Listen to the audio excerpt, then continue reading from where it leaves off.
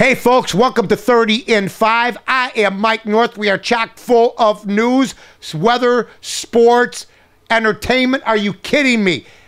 In 5 minutes, where it normally takes people 30 minutes. And we want to thank WIND Radio, where we officially start this coming Monday, ladies and gentlemen. Hurricane Irene, they act like Katrina's coming. They act like there's going to be a tsunami. You know what? They're asking questions of all the people up there, Mayor Bloomberg, the FEMA people. The guy goes, well, he goes, it could be bad enough where there's going to be trees down and there's going to be power outages.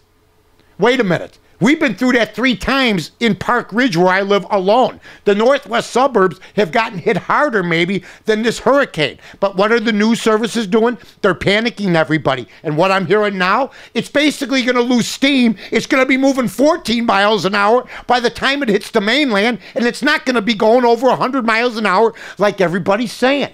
So if you're a New Yorker, what are you doing? Now, if you're on the ocean, if you're right there by the harbors or the oceans, you got to move on a little bit. But this crap where they got to evacuate the whole East Coast, I guarantee you, when we come back on Monday, there will be damage. They'll extend it. They'll make it look spectacular, but it won't be any more than we've had here in the Midwest and in the great city of Chicago. Must be nice when your policies fail, ladies and gentlemen, and basically you mismanage tort funds and you mismanage stimulus packages, where a guy, now you have the Bank of America, okay? The Bank of America, one of the biggest banks. Instead of President Obama getting out of this situation, Warren Buffett's got to come to his rescue, but I don't care. He made a comment that everybody should pay more taxes. Warren Buffett's good for me now. You know what? It's not President Obama's economy now. It's Warren Buffett's economy. Obama called him, the president, calling in a panic. We're in trouble. My stuff's not working. Okay? Now we have a guy who was a former economic advisor on Fox television with Sean Hannity saying the tsunami in Japan has caused unemployment in America. It's completely insane, ladies and gentlemen. The hits just keep on coming.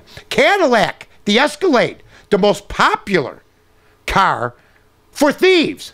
Now, it's not a car that thieves buy after they've stolen, done a bank robbery, something like that. They got money in their pocket. You know, remember Goodfellas, the guy went out and bought a Cadillac, and Robert De Niro got mad at him. What are you doing? I told you not to make it look obvious. No, this is the car that thieves steal. The Cadillac Escalade is the #1 car in America, ladies and gentlemen. I don't know. If you're Cadillac, can you make that an ad? Hey, guess what? Our car's so good, thieves love it. I don't know if they're going to go with that. I'm just saying, I'm not saying. Oh, there I go. Slipping, ladies and gentlemen. Also, Dick Cheney, going to be an interview for Dick Cheney. Dick Cheney says, and this is why he's one of my favorite people of all time.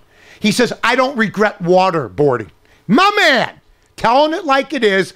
Like 75 to 80% of the Americans don't give a rat's rump about some guy who tried to blow up our country, and then they wanted to waterboard him to find out if there's any other people did it. There were hundreds of plots foiled because of waterboarding. It's a shame. We can't use it anymore unless nobody knows about it. And don't think the Obama administration sometimes, when they got a guy that's ready to spill the beans, they don't try that also, ladies and gentlemen. Mike Flanagan killed himself.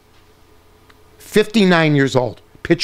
Former pitcher of the Baltimore Orioles and a great announcer that I watched on the Major League Baseball package. 59 said it was financial problems. The NFL quickly said it might have been from violent hits, and then they remembered, oh wait, he's a pitcher.